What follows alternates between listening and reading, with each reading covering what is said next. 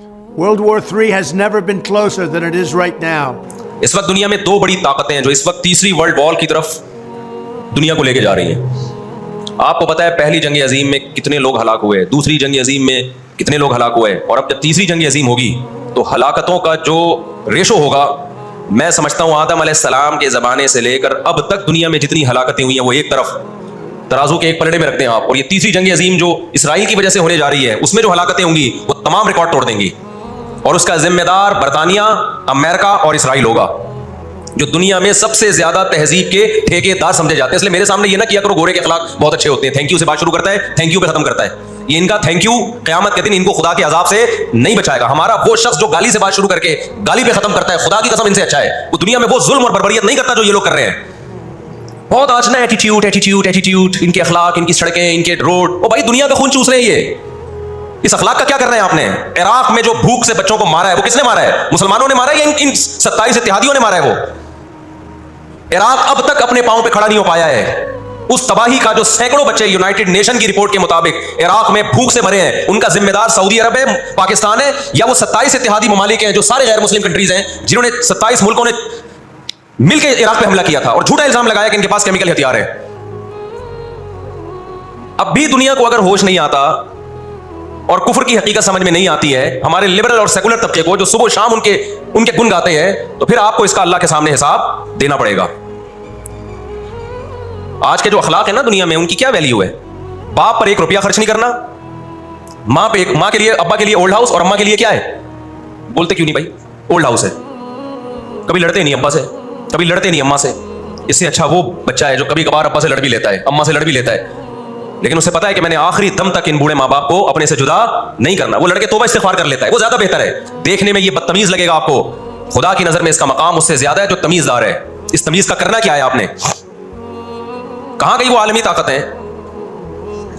कहां गए वो तहजीब के ठेकेदार जो हमें तहजीब सिखाते हैं? सारी दुनिया एक बात जानती है कि 18वीं 20वीं सदी से पहले मुकम्मल फिलिस्तीन ये किसके पास था? बोलो भाई।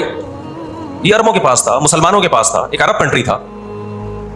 कौन से लॉ और कौन से कानून के तहत इसको यहूदियों के हवाले किया गया? ज्यादा लंबी बहस ना किया करें, उसे कहें माजी की तरफ जाओ। कौन से कानून के तहत इसमें यहूदियों को लाके जबरदस्ती बसाया गया है?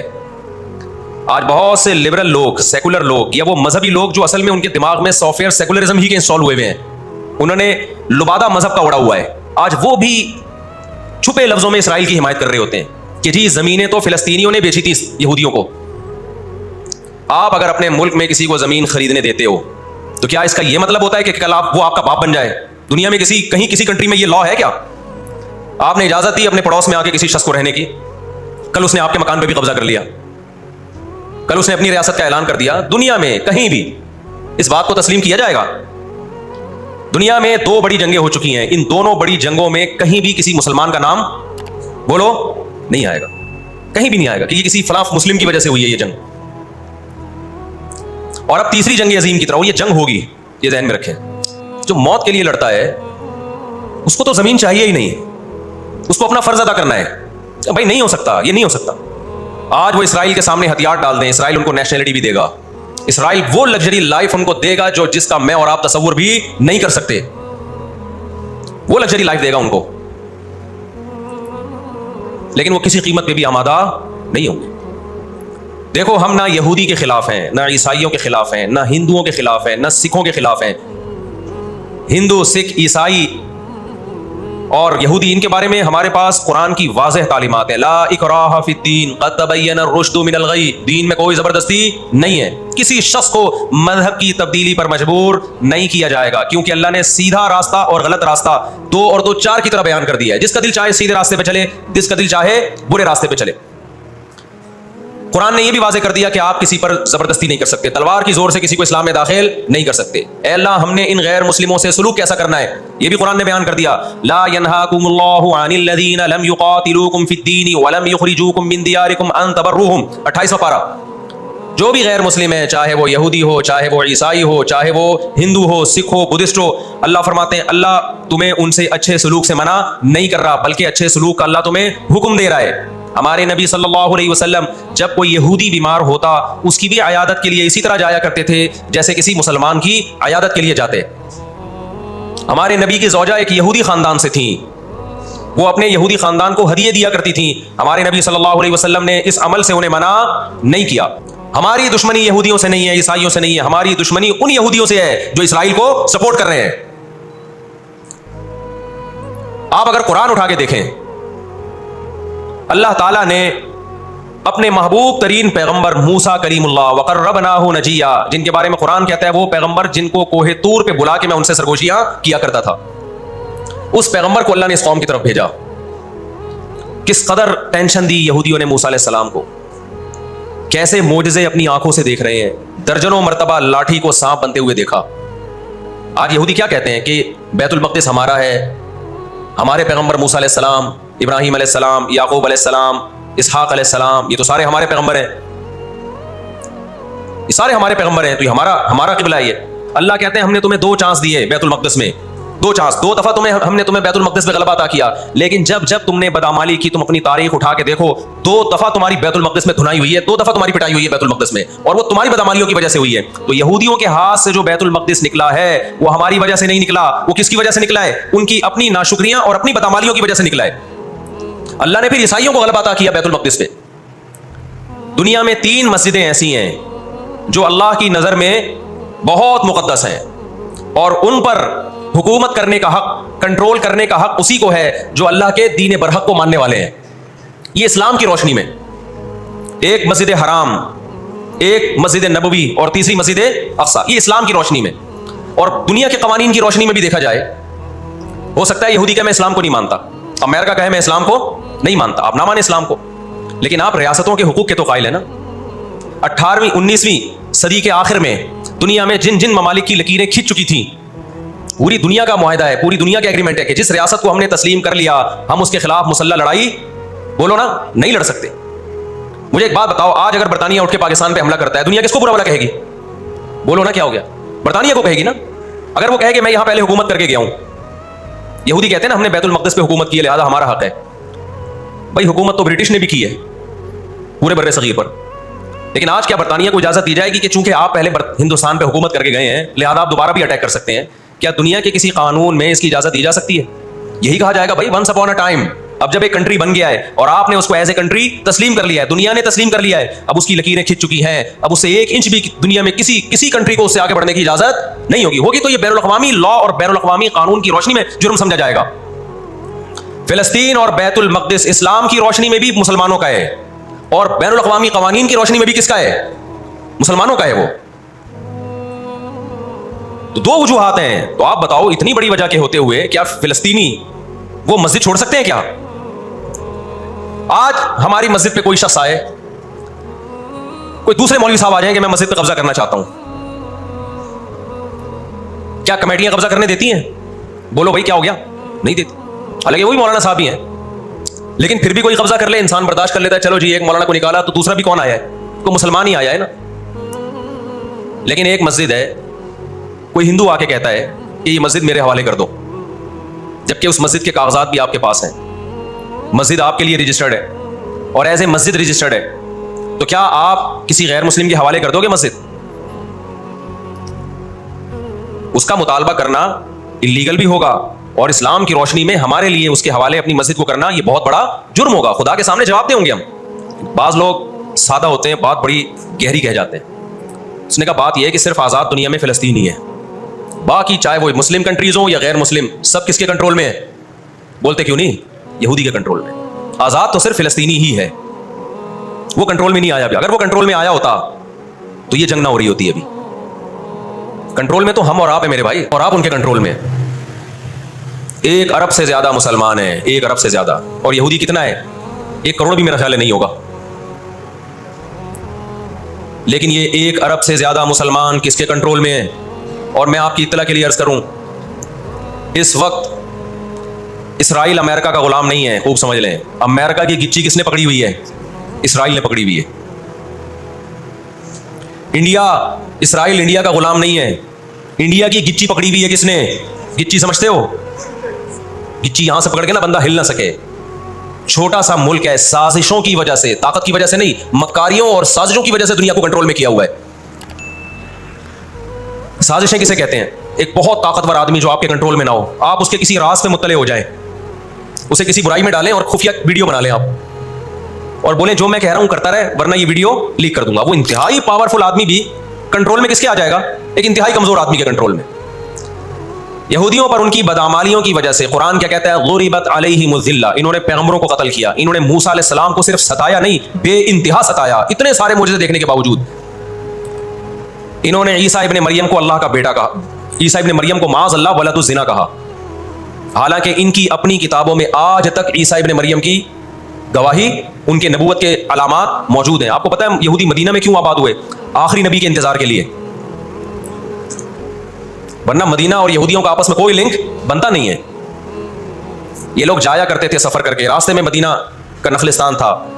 तारीख की किताबों में लिखा है कि इन्होंने देखा कि आखिरी नबी मोहम्मद सल्लल्लाहु अलैहि वसल्लम जिस इलाके में आएंगे, नबूवत का ऐलान करेंगे, वो उस तमाम अलामात इस इलाके में पाई जाती हैं।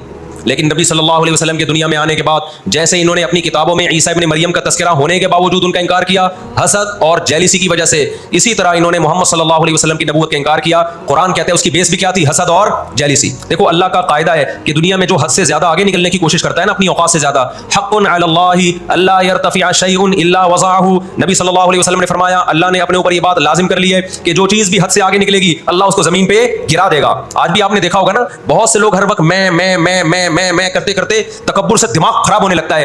अल्लाह की कुदरत हरकत में आती है और अल्लाह एक ही दफा में नीचे पटकते हैं उसको। नबी सल्लल्लाहु अलैहि वसल्लम ने फरमाया, अल्लाह ताला कहते हैं अल-किब्रिया रिदाई, तकब्बुर मेरी चादर है, जो मुझसे उस चादर में शिरकत की और उलझने की कोशिश करेगा मैं उसको रुसवा कर दूंगा। यही 100% ये मामला अल्लाह ने यहूदियों के साथ किया है। ये लाडली कौम थी, अल्लाह ने इनमें बहुत सारे पैगंबर भेजे, मूसा कलीमुल्लाह भेजे, जिन्होंने इनको फिरौन के तसल्लुत से आज़ाद कराया। इतने सारे मोजज़े देखने के बाद जब इनको हुक्म हुआ अल्लाह की राह में जिहाद करो, तो इन्होंने क्या कहा? इज़हब अंता व रब्बुका फ़क़ातिला इन्ना हाहुना क़ाइदून, ए मूसा तू और तेरा रब जाके लड़, हम यहीं बैठ के तमाशा देख रहे हैं। अल्लाह ने क्या किया है? इब्राहीम अलैहिस्सलाम के जो दो बेटे थे ना, एक इस्माइल और एक इसहाक, तो अल्लाह ने नबूवत कहाँ शिफ्ट कर दी? इस्माइल अलैहिस्सलाम की औलाद में। कि अब जो आखिरी पैगंबर आएगा वो इसहाक अलैहिस्सलाम की औलाद में नहीं होगा, वो बनी इसराइल में से नहीं होगा। इसराइल याकूब अलैहिस्सलाम का लक़ब है, याकूब अलैहिस्सलाम की औलाद में नहीं होगा। वो किसकी औलाद में होगा? इस्माइल अलैहिस्सलाम। इनके अंदर दो बीमारियां, एक हसद कि फला को नेमत क्यों मिल रही है, और एक दुनिया से मोहब्बत। कुरान कहता है यवद्दु अहदुहुम लौ युअम्मरु अल्फ सना, इनमें से हर शख्स चाहता है कि कम से कम उसकी उम्र कितनी होनी चाहिए? 1000 साल। और मुसलमान दुनिया से मोहब्बत नहीं करता। तो आप बताओ, दो ऐसी कौमों का मुकाबला हो कि एक जिंदा रहने के लिए लड़ रही हो और एक मौत के लिए लड़ रही हो, तो फतह किसको मिलेगी? जो मौत के लिए लड़ता है। पहले हजरत ईसा अलैहिस्सलाम का इनकार किया, अल्लाह ने ईसा अलैहिस्सलाम को मां की गोद में जबान दी कि मैं वलदुज़ ज़िना नहीं हूं। इन्होंने वो मोजज़े अपनी आंखों से देखे, मगर क्यों नहीं माना? इसलिए कि अपनी चौधराहट जा रही थी। जब मजहबी चौधराहट इंसान में आती है ना, वो बहुत खतरनाक होती है, क्योंकि मजहब में इज्जत बहुत मिलती है। हमने बड़े बड़े उलमा से सुना, तबलीग में आलिम के लिए 1 साल रखा हुआ है, गैर आलिम के लिए नहीं रखा हुआ। मैं जब अपने शेख से बैत हुआ तो मुझे उन्होंने बहुत सारे मामूलात बता दिए कि ये जिक्र इतने लंबे चौड़े। मैं हैरान था कि वो फलां बैत होकर गया है, उसको तो कम मामूलात बताए, हम तो मौलाना है। तो हमारे शेख ने कहा कि आलिम के बिगड़ने का अंदेशा आमी आदमी के बिगड़ने से बोलो ज्यादा है। इज्जत भी मिलती है जब इल्म होता है, शोहरत भी मिलती है। इज्जत, शोहरत, दौलत, ये 3 चीजें इंसान की खोपड़ी को क्या करती हैं? बोलो खराब। तभी तज़किया नफ्स जो है ना, तज़किया नफ्स, जिसके पास भी इल्म है, आज यूट्यूब पे बहुत से स्कॉलर्स हैं, इधर उधर से इल्म हासिल कर लिया, किसी बुजुर्ग से बाकायदा ताल्लुक कायम करके अपना तज़किया नहीं करवाया, तो वही इल्म उनका गुमराही का फैलाने का जरिया बन जाता है। कुरान क्या कहता है?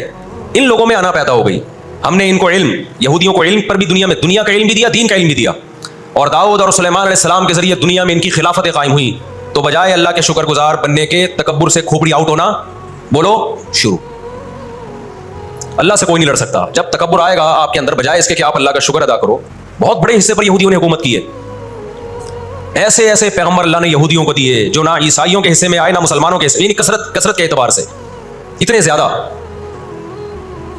हमें अल्लाह ने सैयदुल अंबिया दिए मोहम्मद सल्लल्लाहु अलैहि वसल्लम, हम पर सबसे ज्यादा एहसान है। लेकिन कसरत को देखा जाए तो जितने कसरत से पैगंबर यहूदियों के पास आए, इतनी कसरत से पैगंबर किसी और कौम के पास नहीं आए।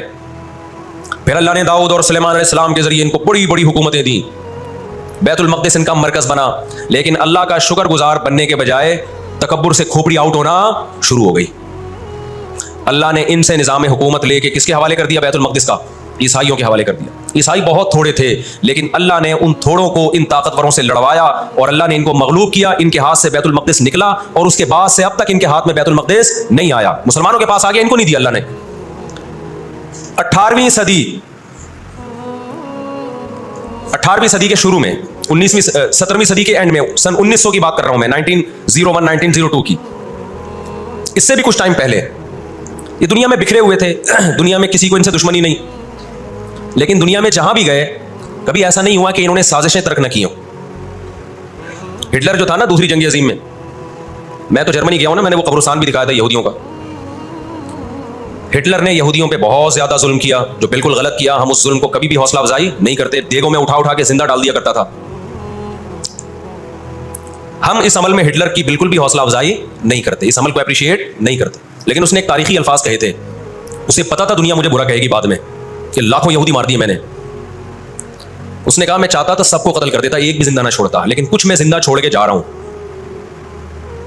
ताकि दुनिया जब मुझे याद करेगी ना कि यहूदी जालिम था, तो दुनिया को पता चलेगा कि मैंने इनको कत्ल क्यों किया। कुछ छोड़ के जा रहा हूं, ये चैन से नहीं बैठेंगे, देखना करते क्या ये। आज हिटलर जिंदा होता, हिटलर अगर आज जिंदा होता, दुनिया कहती कि तू बंदा ठीक नहीं था लेकिन बात ठीक करके गया है। जैसे मुशर्रफ बंदा ठीक नहीं था, लेकिन बात, उसने कहा ना दुनिया किसकी ज़बान मानती है? डंडे की। बात ठीक करके गया है। तो 17वीं सदी के आखिर में इनको ख्याल हुआ कि हम इतने सुकून से बैठे हुए हैं, अब तक दुनिया में कुछ उल्टा पुल्टा हुआ क्यों नहीं है। इनको ख्याल हुआ यहूदियों को। कुरान ने इनके बारे में क्या कहा? ज़ुरिबत अलैहिमुज़्ज़िल्ला, हमने इन पर जिल्लत को दे मारा है। आपको पता है कि यहूद का लफ्ज़ इतनी बड़ी गाली दुनिया के लिए बन गया था। ईरान में बहुत ज़्यादा यहूदी हैं, पता है आपको? इसराइल के बाद सबसे ज़्यादा यहूदी ईरान में है, लेकिन उन्होंने अपना नाम ईरान में यहूद नहीं रजिस्टर्ड करवाया, कलीमी रजिस्टर्ड करवाया हुआ है, मूसा कलीमुल्लाह की निस्बत। क्यों? उनको पता है कि यहूद का लफ्ज़ दुनिया में क्या बन चुका है? गाली। शर्म आएगी किसी को बताते हुए कि मैं यहूदी हूँ, इसलिए ईरान में उन्होंने अपने आप को रजिस्टर्ड किस नाम से करवाया है? कलीमी कहते हैं उनको। मैं मानता हूं सारे यहूदी ऐसे नहीं होते, मैंने पहले वजाहत कर दी, हमें यहूदियों से दुश्मनी नहीं है, क्योंकि कुरान जहां यहूदियों की बुराई बयान करता है वहां कुरान ये भी कहता है लैसू सवाअन, सारे एक जैसे नहीं है। कुरान एतदाल से बात करता है, सारे एक जैसे नहीं है। लेकिन जितना शर और फसाद इस कौम में है, कुरान कहता है कि इतना दुनिया में किसी और कौम में नहीं है। ला तजिदन्ना अशद्दन्नासी अदावतन लिल्लज़ीना आमनुल यहूद, अल्लाह कहते हैं तो मुसलमानों का सबसे बड़ा दुश्मन दुनिया की जितनी कौमें हैं उनमें सबसे बड़ा दुश्मन किसको पाओगे? यहूद को पाओगे। उसके बाद मुशरिकीन को पाओगे, और इस्लाम के सबसे ज्यादा करीब तुम किसको पाओगे? नसारा को, ईसाइयों को पाओगे। तो इनको बैठे बैठे परेशानी होना शुरू हो गई। चंद इनके फसादी लोग जमा हुए और उन्होंने कहा कि भाई दुनिया में हर कौम के पास एक मुल्क है, हर मजहब के पास एक मुल्क है, तो हमारे पास भी होना चाहिए। हालांकि ये बात ही गलत है, दुनिया में हर कौम के पास मुल्क नहीं है। दुनिया में लाखों कौमें हैं, मुल्क थोड़ी लाखों हैं। पाकिस्तान में कितनी कौमें हैं? सराइकी है, पंजाबी हैं, उर्दू हैं, पठान है, बलोची हैं। अगर कौमियत की बेस पे मुल्क बनाना शुरू कर दें फिर तो एक एक इंच के मुल्क वजूद में आएंगे। फिर सराइकियों में जाएंगे तो सराइकियों में 20 कौमें हैं, पठानों में जाएंगे, पठानों में 40 कौमें निकलेंगी, मुहाजिरों में जाएंगे उनमें सिद्दीकी अलग है, हाशमी अलग है, बीसियों किस्म के, बिहारी अलग है। वो तो कौम दर कौमें बढ़ती चली जाएंगी। इन्होंने कहा दुनिया में हर मजहब के पास एक मुल्क है। हालांकि ये बात भी, सिखों के पास कोई अलग मुल्क है, कोशिश कर रहे हैं वो बनाने की, लेकिन अब तक की रिपोर्ट के मुताबिक नहीं है। बहुत सारी दुनिया में मजहब है जिनके पास कोई कंट्री, मजहब की बेस पे हुकूमत दुनिया में 3 कौमों ने की है। मजहब की बेस पे जो आसमानी मज़ाहिब है, यहूद, ईसाई और मुसलमान। पहली जंग अजीम खत्म होने वाली थी, दुनिया अमन व अमान की तरफ आ रही थी, इनको वो दुनिया का अमन पसंद नहीं आया। इन्होंने जनाब तय किया कि हमें एक मुल्क मिलना चाहिए। इनके बड़े बैठे, किसी ने कहा अफ्रीका में होना चाहिए, किसी ने कहा फला जगह होना चाहिए, किसी ने कहा फला जगह होना चाहिए। इनमें चंद शरारतियों को ख्याल आया कि अगर हम किसी भी मुल्क में किसी भी जमीन पे अनाउंस करेंगे ना यहाँ हम नया कंट्री बनाना चाहते हैं, तो हमारे यहूद खुद उस पर आमादा नहीं होंगे। इसलिए कि जो शख्स किसी मुल्क में सुकून और इत्मीनान के साथ रह रहा है, कोई यहूदी, तो वो क्यों आएगा हिजरत करके वहां पे? समझ में आ रही है बात? भाई आप किसी कंट्री में अमन और सुकून के साथ हो, ऐलान होता है इन लोगों के लिए वहां अलग मुल्क बन रहा है, तो आप कहोगे मुझे जाने की क्या जरूरत है, जब मैं यहाँ सुकून इत्मीनान से हूँ, मुझे तमाम हुकूक हासिल हैं। यहूदियों को पूरी दुनिया में हर किस्म के हुकूक हासिल थे, और सबसे ज्यादा यहूदियों के साथ अच्छा सलूक मुसलमान खुलफा ने किया है। यहूदी खुद इसके मोतरफ हैं कि मुसलमानों की और हमारी जंगें वो बनु क़ुरैज़ा और बनु नज़ीर के बाद, वो जो मदीना के दौर में, उसके बाद कभी भी नहीं हुई है। मुसलमानों की लड़ाइयाँ या तो अहले फारिस से हुई हैं, ईरान जो पहले का ईरान था, या ईसाइयों से हुई हैं, यहूदियों से झड़पें नहीं हुई हैं। तो इनको ख्याल हुआ बैठे बैठे कि हमें अलग रियासत चाहिए। मुख्तलिफ जगहों का सिलेक्शन हुआ, सब रिजेक्ट हो गया। तो सहीयूनियों को ख्याल आया कि अगर हम बैतुल मक़दिस का नारा लगाते हैं कि हमें बैतुल मक़दिस दोबारा चाहिए, ये हमारे आबा व अजदाद का वतन है, तो अलग रियासत का मंजन बेहतरीन तरीके से बिक सकता है। मजहबी लोग जहां लोगों को सही गाइड करते हैं, खूब समझ लो, मजहब के नाम का मंजन भी मजहब में ही बिकता है। आज भी ऐसा हो रहा है। बहुत सी मजहबी तहरीकें लेबल किसका लगा रही होती हैं? इस्लाम में भी ऐसा ही है। जहां इस्लाम में आपको अच्छी तहरीकें मिलेंगी, वहां ऐसी तहरीकें भी मिलेंगी कि लेबल किसका लगाया जा रहा होता है? मजहब का, और मकसद उसके पीछे दुनियावी मफाद होते हैं। इसको समझने की जरूरत है। हमारे यहां जहां भी नारा लग जाए ना मजहब का, तो लोग सारे गधे घोड़ों की तरह इकट्ठे हो जाते हैं। ये नहीं देखते कि इसके पीछे इसके मकासद क्या है। तो नारा ये लगाया गया, अल्लाह करे मैं जल्दी से मुख्तसर हिस्ट्री समेट दूं, फिर आपके सामने बात रखूं। नारा ये लगाया गया कि चूंकि बैतुल मक़दिस हमारा था, याकूब अलैहिस्सलाम, यूसुफ अलैहिस्सलाम, मूसा अलैहिस्सलाम और जितने पैगंबर गुजरे, यहया अलैहिस्सलाम, ज़करिया अलैहिस्सलाम, उन सब का मरकज कौन सी जगह है? अर्ज़ मुक़द्दस फ़िलिस्तीन। तो फ़िलिस्तीन के नाम पे पूरी दुनिया से यहूदियों को फ़िलिस्तीन में जमा करना हमारे लिए पॉसिबल है। मगर यहूदी बिखरे हुए थे, उनके पास इतनी ताकत नहीं थी। दो साजिशें इन्होंने की है। नंबर एक, तिजारत अपने कंट्रोल में लो। कुरान कहता है वअख़्ज़िहिमुर रिबा वक़द नुहू अन्हु, अल्लाह ने इन पर सूद लेने पर पाबंदी लगाई थी। इन्होंने दुनिया को सूद के निज़ाम में लपेट दिया। पूरी दुनिया की दौलत मुर्तकिज़ होकर किसके पास आने लगी? यहूदियों के पास। मजहबी रियासत बनाई जा रही है। इसकी मिसाल ऐसे है जैसे हम मस्जिद बना रहे हैं और बंदूक हाथ में लेके लोगों को डकैतियां करके पैसा लाओ, जितना पैसा बनेगा, जितना पैसा इकट्ठा होगा, उसके लिए उसे क्या बनाएंगे? मस्जिद बनाएंगे। तो इससे साफ पता चल जाएगा भाई तेरा मकसद मस्जिद बनाना नहीं है, मस्जिद के नाम पे मंजन बेचना है। समझ में आ रही है बात कि नहीं आ रही? लेबल मस्जिद का लग रहा है उसके पीछे, क्योंकि जो मस्जिद जो बनाना चाहता है वो कभी भी हराम पैसे से मस्जिद नहीं बनाएगा। तौरात में आज तक सूद की हुर्मत मौजूद है। तो कुरान ने बयान किया कि इनको हमने सूद लेने से मना किया, लेकिन इन्होंने सूद लेना शुरू कर दिया। बड़े बड़े बैंक आज किसके पास हैं? उनके ताने बाने सारे किससे जाके मिलते हैं? यहूदियों से। बैठे बैठे पैसा जमा करना शुरू किया। तभी तो मैं कहता हूं ये जो बड़े बड़े जनरल स्टोर बने हुए हैं ना, मॉल बने हुए हैं, जो बैंकों से सूदी कर्जा लेके करोड़ों रुपए फूंक देते हैं, इसके बजाय ना अपने गरीब दुकानदारों के पास जाया करो जो अपने बाप की कमाई से, विरासत के पैसों से दुकान बना के बैठे हुए हैं। ये जो सूदी निजाम है ना, सूदी निजाम, इससे दुनिया की दौलत मुर्तकिज होकर चंद हाथों में जाती है। फिर वो चंद हाथ ही आपके बाप बन के बैठते हैं दुनिया में। जब से ये बड़े बड़े स्टोर्स बनना शुरू हुए हैं, मॉल बनना शुरू हुए हैं, ये छोटे मोटे दुकानदारों की जो हलाल की आमदन थी उनकी, जो बैंकों से कर्जे नहीं थे, जो दादे परदादे से मेहनत करके आ रहे थे और अब इतना जमा किया कि एक दुकान बना लें, वो सारे एक तरफ रह गए। और एक सरमायादार उठता है, बैंकों से अरबों रुपए का कर्जा लेके एक बहुत बड़ी बिल्डिंग बना देता है और बैठ के नोट छापता है। वो ये कौन सा इनकी खून पसीने की कमाई होती है? तो इस अजाब में दुनिया को किसने धकेला? सूदी निजाम में। बोलो, यहूदी ने धकेला है। इनके शातिर दिमाग ने काम किया कि पूरी दुनिया की मईशत किसके कंट्रोल में लेकर आओ? अपने कंट्रोल में। आज अगर हाजी हम यहां से हज करने जाते हैं ना, मैंने एक दफा सऊदी अरब में किसी से पूछा कि यहूदियों को ये खटकता नहीं है, इतने लाख लोग आ रहे हैं, 40 लाख 50 लाख लोग हज करके जा रहे हैं, इनको खटकता नहीं होगा? इतनी अल्लाह ने मुसलमानों को इज्जत दी। उन्होंने कहा इनको नहीं खटकता, ये चाहते हैं कि 40 लाख के बजाय 80 लाख लोग हज किया करें। वजह उसकी है कि वहां सारा माल इनकी कंपनियों का बिकता है। मैं समझा पा रहा हूं अपनी बात? सारी प्रोडक्ट किसकी बिकती हैं? मंजन इन्हीं का बिक रहा है वहां भी। तो चाहते हैं 40 लाख के बजाय कितने लाख हज किया करें? 80 लाख हज किया करें। अल्लाह मियां ने हज का जहां तस्करा किया ना, वहां तिजारत का भी तस्करा किया है। लैसा अलैकुम जुनाहुन अन तब्तगू फज़लन मिन रब्बिकुम। मुसलमान जब हज करने जाते थे तो तिजारत भी करते थे, क्योंकि पूरी दुनिया से मुसलमान आ रहे हैं। एक मुल्क में एक चीज सस्ती है, दूसरे मुल्क में वो महंगी है, तो इस मुल्क वाला ये सस्ती चीज ले गया, ये वाला ये सस्ती चीज ले गया, दोनों पार्टियों को पैसा मिल रहा है, हज भी हो रहा है, पैसा भी मिल रहा है। साहबा को ख्याल आया कि तो हम हज करने जा रहे हैं, इसमें हम बिजनेस भी अगर करते हैं तो हमारे तो हज का अजर ज़ाया हो जाएगा। अल्लाह ने फरमाया ना ना ना ना ना, अगर तुम हज के साथ तिजारत भी करोगे, तिजारत का फायदा भी मिलेगा और हज का भी पूरा पूरा सवाब मिलेगा तुम्हें। क्यों? अल्लाह चाहते थे कि हज के जरिए मईशत भी मुसलमानों की मजबूत हो। अल्लाह थोड़ी मुसलमानों को कमजोर देखना चाहते हैं। आज हज मुसलमान कर रहा है, गुनाह भी माफ करवा के आ रहा है, फायदा किसको हो रहा है? यहूदी को हो रहा है। मैंने वहां सऊदी अरब में किसी बड़े से पूछा, मैंने कहा यार आप मुसलमानों की प्रोडक्ट यहां क्यों नहीं बेचते? उन्होंने कहा दफा हमने पाकिस्तान से मुर्गी मंगवाई थी, चिकन पाकिस्तान से मंगवाई थी, ताकि बिला शक व शुबा हलाल हो, इन सबको पता हो कि हलाल है। एक दफा भेजी, उसके बाद 2 नंबरी की इन लोगों ने, तो सऊदिया ने बैन कर दिया। पता नहीं क्या खिला रहे हैं यार हमें। मस्कत में मैंने पूछा यार यहाँ पेट नहीं खराब हो रहा? उन्होंने कहा यहाँ आपके मसालों पर पाबंदी है, पाकिस्तान से मसालों पर यहाँ क्या है? पाबंदी है, इसलिए पेट खराब नहीं हो रहा। जर्मनी में मुझे वहां लोगों ने बताया कि जर्मनी में पाकिस्तानी मसालों पर क्या है? पाबंदी है, इसलिए पेट खराब नहीं हो रहा। जहां पाकिस्तान से मसाला जाएगा लोगों के पेटों की ऐसी की तैसी कर देगा वो। ये है बिजनेस, समझ रहे हो? फिर कुछ मसाले आ रहे हैं वहां पे, लेकिन उनमें वो टेस्ट नहीं है जो यहां है। वजह क्या है कि यहां जो केमिकल डल रहा है ना टेस्ट के लिए, वो केमिकल के बगैर जा रहे हैं, फिर वो एक्सपोर्ट हो रहे हैं, इसलिए इसमें वो टेस्ट नहीं, लेकिन सेहत नहीं खराब कर रहे। यहां फोकस किया जा रहा है टेस्ट को, सेहत गई तेल लेने, और आप और मैं खा रहे हैं अल्हम्दुलिल्लाह, आते ही पेट खराब हो गया। खैर, तो यहूद ने किसको, अब देखो यहूद ने बड़ी ईमानदारी से बिजनेस किया कि हम ऐसी प्रोडक्ट मार्केट में बेचेंगे जो एक नंबर होगी, और बहुत सारी साजिशें भी की, ऐसी ऐसी साजिशें हुई हैं। उन्होंने देखा कि जो मुसलमान कंपनी बहुत ज्यादा आगे बढ़ रही है ना, आपको याद है पोल्का कंपनी, एक पोल्का के हम आइसक्रीम में खाया करते थे बचपन में, ईदी मिलती थी, ऐसी बड़ी बड़ी कंपनियों को जब देखा ना तरक्की कर रही है, मुंह मांगी कीमत देके खरीद के बंद कर दिया कि एक दफा इन्वेस्ट कर दो, अच्छा खासा लगा दो पैसा, लेकिन इनको आगे नहीं बढ़ने दो। उसका नतीजा ये निकला कि दुनिया गुलाम बनती चली गई, इकोनॉमिकली किसकी गुलाम बन गई। आज अमेरिका इसराइल को गलत कह के भी किसका साथ देता है। मुझे याद है चंद साल पहले अमेरिकी सदर ने बयान दिया था इसराइल ने ये गलत किया है, यूनाइटेड नेशन के लॉ की पाबंदी नहीं की है, लेकिन हम फिर भी किसके साथ हैं, पूरे पूरे अल्फाज बता रहा हूं मैं, फिर भी हम किसके साथ हैं मानते हुए। तो इस वक्त अमेरिका को गिच्ची से किसने पकड़ा हुआ है, ताकत अमेरिका के पास ज्यादा है, साजिशें किसके पास ज्यादा हैं, इसराइल के पास। मईशत पे ऐसा कब्जा किया हुआ है, गिच्ची से पकड़ा हुआ है कि हिलना नहीं हिलना नहीं हिलना नहीं।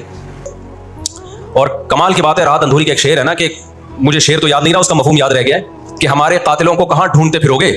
इस शायर ने तो कहा है कि अपनी माशूका को कि हमारे कातिलों का, यानी हमारी कातिल तो आप हो, आपकी मोहब्बत में हम मरे हैं, उसने कहा कि हमारे कातिलों को कहां ढूंढते फिरोगे। वो क्या है कि हमें कत्ल का इल्जाम हम ही पर रख दो, हम ही पर इल्जाम डाल दो, यानी मकतूल ही पे इल्जाम डाल दो कि यही कातिल है। आज दुनिया में सबसे ज्यादा दहशतगर्दी का शिकार मुसलमान हो रहा है, कश्मीर में भी। और मैं कश्मीर के बारे में न्यूज चैनल की रिपोर्ट पेश नहीं कर रहा, मैं दुनिया में जाता हूं, मकबूजा कश्मीर के मुसलमानों से भी मिलता हूं, नाम उनके हाईलाइट नहीं किए जा सकते, उनकी वीडियो नहीं डाली जा सकती वरना इंडिया उनको तंग करेगा। मकबूजा कश्मीर में कोई एक मुसलमान ऐसा नहीं है जो इंडियन गवर्नमेंट से खुश हो। अभी मस्कत में एक खातून मिली मकबूजा कश्मीर से, मुझे तो लोग पहचान लेते हैं, कहने लगे मुफ्ती साहब खुदा का वास्ता आप आवाज उठाएं, हम पर बहुत जुल्म कर रहा है इंडिया, बहुत मार रहा है हमें कश्मीर में, बताओ दुनिया आवाज उठा रही है इस पे, क्योंकि मुसलमान का खून बह रहा है। रोहंग्यान में किसका खून बहता है, बर्मा में मुसलमान का खून बहता है। फिलिस्तीन में किसका खून बह रहा है, मुसलमान का खून बह रहा है। जहां मुसलमान का खून बहेगा दुनिया मुंह पे टेप लगा लेती है। जहां कोई एक गैर मुस्लिम, हमारी नजर में मुसलमान का खून बहे या गैर मुस्लिम का, हम फर्क नहीं करते, किसी पे भी जुल्मों का हम आवाज उठाएंगे, लेकिन दुनिया ये फर्क करती है, लेबल ये लगाती है कि इंसानियत पहले मजहब बाद में, लेकिन इनका एटीट्यूड बताता है कि इनकी नजर में मजहब पहले है, इंसानियत बाद में है। दुनिया में सबसे सस्ता खून मुसलमान का हो गया है। तो दो काम किए, नंबर एक इकोनॉमिकली मजबूत करना है, सूद के जरिए, तिजारत के जरिए नहीं, सूदी तिजारत के जरिए। उसके बाद क्या किया, देखो मुस्लिम हुकूमत चाहे कैसी नालायक हो, खिलाफत चाहे कैसी नालायक हो, उसका वजूद ना होने से बहरहाल बेहतर है। आज लोग कहते हैं तुर्क बिदती थे, तुर्क में मजार थे, मैं मानता हूं ये चीजें गलत थी, लेकिन अब मजार खत्म हो गए, उसके बजाय दूसरी गलत चीजें बहुत सारी आ गई हैं और बहुत सारी उल्टी चीज। जब तक एक हमारी रियासत थी, एक हुकूमत थी, ना बोस्निया का मसला खड़ा हुआ था और ना इसराइल का मसला खड़ा हुआ था। तो 33% यहूदी आके आबाद हुए हैं। 1945 में जब पहली जंग अजीम का खात्मा, दूसरी जंग अजीम का खात्मा हुआ, बरतानिया की ऐसी की तैसी हो गई थी। कुरान कहता है वकज़ालिका नुवल्ली बाज़ ज़ालिमीन बाज़ा, ये अजीब अल्फाज है कुरान के, हम बाज़ जालिमों को बाज़ के जरिए पिटवाते हैं। हिंदुस्तान में बहुत सारे उलमा खड़े हुए अंग्रेज के खिलाफ, लेकिन शिकस्त हुई। अल्लाह ने पिटवाया किससे, बरतानिया को, हिटलर के जरिए। ठीक है बरतानिया जंग हारा नहीं, लेकिन इतना कमजोर हो गया, जो उसने 200 साल मेहनत की थी बर्रे सगीर पे कंट्रोल करने के लिए, उसे अंदाजा हो गया कि अब मैं वो कंट्रोल बरकरार नहीं रख सकता। और हिटलर के ईसाले सवाब के लिए बर्रे सगीर के मुसलमानों को और हिंदुओं को आजादी मिली, किससे, ब्रिटिश से आजादी मिली। तो अब क्या हुआ, यूनाइटेड नेशन बन चुकी थी, इसके पीछे भी बहुत बड़ी साजिश थी। खैर यूनाइटेड नेशन जब वजूद में आई है तो बरतानिया तो पीछे हटा, यूनाइटेड नेशन आ गई। 1947 में यूनाइटेड नेशन ने फिलिस्तीनियों की मर्जी के बिल्कुल खिलाफ एक काम किया कि बंटवारा किया जाए, यहां तक यहूदियों का और यहां तक किसका, फिलिस्तीनियों का। यह पहली गलती थी यूनाइटेड नेशन की। जब अदालत इंसाफ नहीं करती ना, तो फिर लोग खुद ब खुद गैर कानूनी कामों पे आते हैं। अदालत जब अपनी जिम्मेदारी पूरी करती है, लोग गलत चीज की तरफ नहीं जाते। 1948 में या 49 में, आज दुनिया में बहुत से लोग कहते हैं ये अरब कंट्रीज क्यों नहीं कर रहे। भाई अरब ममालिक 3 बड़ी जंगें लड़ चुके हैं। ये जो लोग इल्जाम लगाते हैं ना कि अरब चुप करके बैठे हुए हैं, मिस्र क्यों नहीं कर रहा, मिस्र की सरहद मिलती है इसराइल से, शाम की सरहद मिलती है, उर्दून और लबनान की सरहद मिलती है। ये सारे मुल्क 3 बड़ी जंगें लड़ चुके हैं इसराइल के खिलाफ, लेकिन फतह किसको हुई है, इसराइल को। क्यों, उसके पीछे कौन था, उसके पीछे अमेरिका था। तो आप अपने मुल्कों को बुरा भला कह के इससे कुछ भी हासिल होने वाला नहीं है, इससे इनका वजूद भी खत्म हो जाएगा। 3 बड़ी जंगें हो चुकी हैं, तमाम अरब कंट्रीज मिलकर इसराइल पे हमला करते हैं, लेकिन उसके नतीजे में नुकसान क्या हुआ, यूनाइटेड नेशन ने जो लकीर खींची थी ना यहूदियों के लिए, यहूदी उस लकीर को क्रॉस करके आगे बढ़ गया और 80% फिलिस्तीन पे यहूदी ने कब्जा कर लिया। और ये गजा की पट्टी जो आज है और जिसको वेस्ट बैंक कहा जाता है, इस गजा की पट्टी पे मिस्र का कब्जा हो गया जो ईस्ट में है, और वेस्ट बैंक पे उर्दून का कब्जा हो गया। 20% इलाका में से आधा उर्दून के पास और आधे से कुछ कम मिस्र के पास चला गया। बाकी 80% किसके पास आ गया, इसराइल के पास। फिर 1967 में बहुत बड़ी वॉर हुई। ये मैं उन लोगों को बता रहा हूं जो हर वक्त इस्लामी हुकूमतें जो रही सही रह गई है ना, हर वक्त इनको बुरा भला कहते रहते हैं, ये कुछ नहीं कर रहे, यार आप कुछ नहीं कर रहे। ये 3 जंगें लड़ चुके हैं। जब तक तुम्हारा बाप पीछे खड़ा हुआ है ना अमेरिका, उस वक्त तक ये मसला हल नहीं हो सकता। पीछे वो खड़ा हुआ है। अब क्या है कि जी 1967 में ये तमाम कंट्रीज जो भी इसराइल को घेरे हुए हैं, ये सब मिलके प्लान बनाते हैं, अरब मुत्तहिद होते हैं कि इसराइल को एक ही दफा में सफायस्ती से मिटाना है। इसराइल की खुफिया एजेंसियां इतनी होशियार, इतनी मुतहर्रिक कि पहले इत्तला मिल जाती है, और मिस्र के जहाज जो बम्बारमेंट के लिए जाने थे, इसराइल पे हमला करना था, वो खड़े खड़े बहुत सारे जहाज एयरपोर्ट पे इसराइल तबाह कर देता है। समझ में आ रही है कि नहीं आ रही है? बहुत बड़ी प्लानिंग से आया भाई। वक़द मकरू मकरहुम व इंदल्लाहि मकरूहुम व इन कान मकरूहुम लितज़ूल मिनहुल जिबाल। अल्लाह ने कहा इस्लाम दुश्मन जब साजिशें करते हैं, इतनी बड़ी साजिशें होती हैं कि पहाड़ अपनी जगह से हिल जाएं। ये नाउमीदी की बात है, लेकिन उम्मीद की बात भी है। अल्लाह कहता है इंदल्लाहि मकरूहुम, अल्लाह को इनकी मकर और तदबीर का इल्म है। ये मुसलमानों से नहीं लड़ रहे, ये किससे लड़ रहे हैं? अल्लाह से लड़ रहे हैं। तो खुशखबरी की बातें भी हैं, वो मैं बताऊंगा इंशाअल्लाह अभी। तो अरब को शिकस्त होती है और नुकसान क्या होता है कि उल्टा अरबों के इलाके अपने हाथ से निकल जाते। मिस्र का बहुत बड़ा इलाका चला गया, गजा भी खाली हो गया, वेस्ट बैंक भी खाली हो गया, और ये सारे इलाके किसके कब्जे में चले गए? यहूद के। शाम के इलाकों पे भी यहूद का कब्जा, मिस्र के इलाकों पे भी। 1973 में फिर अरब ममालिक मिलकर लड़ते हैं इसराइल के खिलाफ, ताकि अपने इलाकों को खाली कराएं हम। इसमें भी क्योंकि अमेरिका भरपूर सपोर्ट कर रहा था इसराइल को, दबा के असलहा दे रहा था। रिजल्ट किसके खिलाफ गया? मुसलमानों के खिलाफ, अरबों के खिलाफ। और उनको अंदाजा हो गया कि इस जंग में हम अपने इलाके खाली नहीं करवा सकते। सऊदी अरब में उस दौर में गैरतमंद बादशाह थे शाह फैसल शहीद रहमतुल्लाह अलैह, अल्लाह उनकी मग़फ़िरत करे, उनके दर्जात बुलंद करे, बड़े मुजाहिद थे। उन्होंने अरब ममालिक का इजलास बुलाया और तेल की सप्लाई बंद कर दी। ولو أجمع العرب جميعا على أن يرضوا بوجود إسرائيل وبتقسيم فلسطين فلن ندخل معهم في هذا الاتفاق। समझते हैं बात को कि नहीं समझते? जब तेल की सप्लाई बंद हुई, अल्लाह ताला ने वसाइल तो आज भी मुसलमानों को दिए हैं।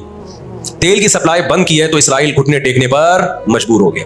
फिर अमेरिका बहादुर बीच में आए, एक बड़े बुजुर्ग का किरदार अदा करते हुए कि देखो लड़ाई भड़ाई माफ करो, अल्लाह का घर साफ करो, बैठ के मुज़ाकरात की मेज पे आ जाओ।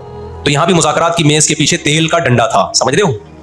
अरबों के पास जो तेल की अल्लाह ने उनको एक ताकत दी है ना, वो इस्तेमाल की उन्होंने। लेकिन लड़ाई लड़ाई माफ करने में भी बहुत सारे गेम खेल गया वो। तय यह हुआ कि जी जो अरबों के इलाकों पर इसराइल ने कब्जा किया है, मिस्र और शाम पे, वो इसराइल वापस करेगा। ठीक है, हम आपके इलाके वापस कर रहे हैं, लेकिन मिस्र को इसराइल को तस्लीम करना पड़ेगा। ये बहुत बड़ी मिस्टेक हुई। किससे?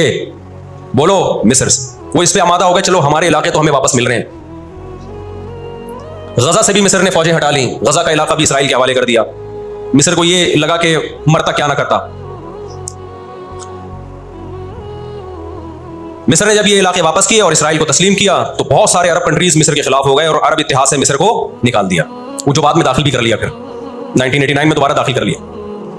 फिलिस्तीनियों को अंदाजा हो गया कि ये ममालिक जो कुछ कर सकते थे किया है, अब हमें ही करना पड़ेगा। अब हम दुनिया से क्या हो गए हैं? मायूस। लेकिन उनकी गैरत को 100 बार सलाम, उन्होंने शिकस्त तस्लीम नहीं की। दुनिया के मुस्लिम कंट्रीज ने शिकस्त मान ली, उन्होंने नहीं की। लड़ते रहे, बिलाखिर गजा का इलाका, गजा से यहूदियों ने अपनी फौजों को, ये गजा आजाद कराया उन्होंने।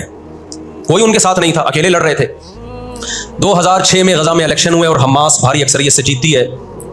अमेरिका और इसराइल ने उस कानूनी हुकूमत को जो इलेक्शन के जरिए हुई है, मैंने बताया ना इनके कवानीन इनके लिए ही होते हैं। वैसे जमहूरियत अलापते शापते रहते हैं, लेकिन जहां जमहूरी तर्ज पर इनकी मर्जी के खिलाफ हो जाए तो फिर जमहूरियत नहीं चाहिए इनको। जहां आमिरियत से काम चलता है वहां आमिरियत चाहिए। ये सारे उसूल और ज़ाब्ते किसके लिए भाई? हम गरीबों के लिए हैं, हम गरीबों के लिए। आपको पता है पाकिस्तान में कोयले की, बलूचिस्तान में इतनी कानें हैं कि 200 साल तक फ्री बिजली हमें मिल सकती है, लेकिन दुनिया हमें निकालने नहीं देती कि इन्वायरमेंट, माहौल खराब होगा। जबकि बहुत सारे मुल्कों में कोयले से बिजली बन रही है, वहां का माहौल खराब, बोलो, नहीं होता। समझते हो कि नहीं समझते? दुनिया के जो बड़े पैमाने पर जो बड़े बड़े दहशतगर्द हैं ना, वो कुछ और ही हैं। वो छोटी छोटी मस्जिद से चप्पलें नहीं चुराते, बस उनका मसला, हम लोग मस्जिद से चप्पलें चुराते हैं, इसलिए बदनाम होते हैं। 2006 में जब हमास भारी अक्सरियत से जीतती है तो अमेरिका और इसराइल उनकी हुकूमत को तस्लीम करने से, बोलो, इनकार कर देते। अच्छा, 1956 में भी लड़ाई हुई है। आपको पता है वो लड़ाई कैसे खत्म हुई? इसराइल को सपोर्ट किया बरतानिया और फ्रांस ने। वो पीछे हटे रशिया की धमकी से। रूस को अंदाजा हो गया कि ये कब्जा करते चले जा रहे हैं और एक बहुत बड़ी पावर बनके यूरोप और अमेरिका इत्तेहाद बनके हमारे सामने आ जाएंगे, तो हमारी पोजीशन खराब हो जाएगी। रूस कौन सा कोई इतना नेक इंसान है वो? लेकिन कुरान कहता है ना, नुवल्ली बाज़ ज़ालिमीन बाज़ा, हम बाज़ जालिमों को बाज़ जालिमों ही के जरिए पिटवाते हैं। महल्ले में एक दादा घूम रहा होता है, बदमाशी करता, कमजोर पिट रहे होते हैं, अल्लाह दूसरे दादा को पैदा करके उसको पिटवाते हैं उससे, और फिर कहते हैं तुझे किसी और से पिटवाऊंगा मैं।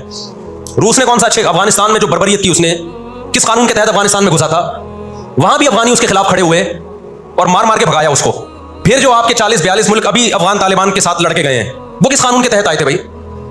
एक शख्स को पकड़ने के लिए, उसामा बिन लादेन को पकड़ने के लिए आपने पूरी रियासत की ऐसी की तैसी कर दी। तो इनके अपने लिए उसूल कुछ और हैं, हमारे लिए उसूल बोलो कुछ और हैं। इसलिए इंसाफ असल कब होगा मेरे भाई? आखिरत में। लेकिन आपकी तिला के लिए आखिरत से पहले दुनिया में भी एक दफा होगा, और ये हमारे पैगंबर सल्लल्लाहु अलैहि वसल्लम की बशारतें हैं। आज वो फिलिस्तीनी निहत्ते हो चुके हैं, ना मिस्र में उनसे लड़ने की ताकत है क्योंकि मिस्र 3 जंगें लड़के हार चुका है, ना शाम में उनसे लड़ने की, शाम के अंदर तो खुद ऐसी साजिशें की हैं कि उसको खोखला कर दिया। जो भी ताकतवर मुल्क थे, इसराइल ने उनको अपने रास्ते से पहले ही हटा दिया। और याद रखो, इसराइल सिर्फ फिलिस्तीन नहीं चाहता है, ये हमारी भूल है।